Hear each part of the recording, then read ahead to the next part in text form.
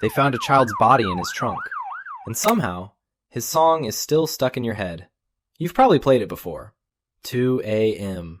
Lights off. Pretending your life is some sad indie movie. And now you know what he did. And you still kind of want to press play. That's not your fault, but it's also not normal. And the reason why is way more uncomfortable than just separating art from the artist. September 2025. A car sitting abandoned in a Los Angeles parking lot starts to smell. Someone calls the cops. The cops open the trunk. And what they find is the dismembered body of a 14-year-old girl. And the car of a musician who was a week away from becoming one of the biggest names in indie pop, who had just announced a world tour 2 days earlier. That name was David.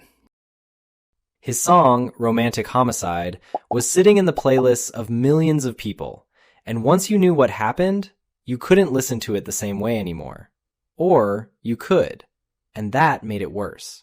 The question isn't why he did it. The question is, why does his music still land for you, even now, even knowing everything? Here's what your brain didn't tell you. It processes music and it processes morality in completely different places.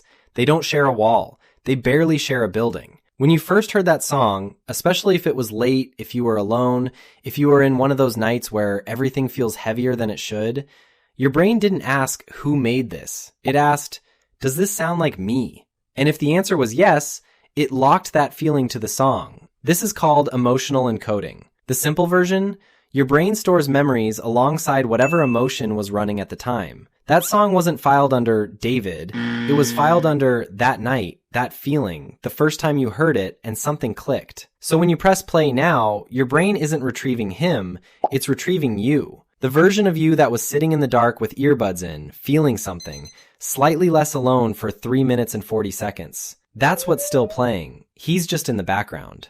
Here's the problem. Once you know the truth, you get exactly 2 options, and neither of them is clean. Option 1, delete everything. Unfollow, unstream, act like it never happened. Some people do this and feel okay about it, but what they're actually doing isn't erasing his music.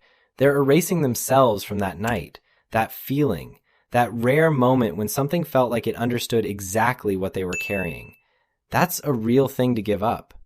Option 2, keep listening and live in guilt. You tell yourself listening to a song doesn't mean endorsing the person who made it. And technically, that's true. It just doesn't make you feel better at 2 a.m. You pause for a second. Your thumb just hovers over the screen.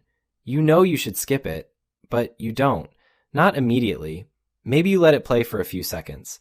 Maybe just until the chorus hits. It does. And that's the problem. Because for a moment, it still feels like it used to. And then it doesn't. And then you feel weird for even noticing that. Here's the part no one talks about. The guilt you feel for still liking the music, that's not a sign you're a bad person. It's a sign you're a moral one. You know what happened. You know a child is dead. And you don't want that fact to get quietly overwritten by a well-placed chorus. The tension isn't a character flaw. It's what happens when 2 real things collide inside the same person at the same time. Most people just don't have language for it. So they either feel bad about themselves or they don't feel bad enough. And both of those also feel wrong. Here's the thing you actually need to hear. You never loved David. Let me say that again. You never loved David. You loved the night you first heard Romantic Homicide. You loved the feeling of a lyric landing on exactly the thing you didn't know how to say. You loved that version of yourself. The one sitting there, feeling something real, slightly less alone in that specific moment. That person was real. That feeling was real. He just happened to be in the recording booth when it happened. The uncomfortable truth about art is that it works even when the person who made it doesn't deserve it to. And the uncomfortable truth about us is that there's no clean way to give the feeling back to the right place. It happened. It's yours now, attached to something that can't be untangled. There's an old Discord message. Someone who knew about him back in 2024 posted publicly, "I can't wait for the day you get arrested for messing with a 13-year-old. He was right. Nobody listened. The song's still there." Celeste Rivas Hernandez was born in 2010.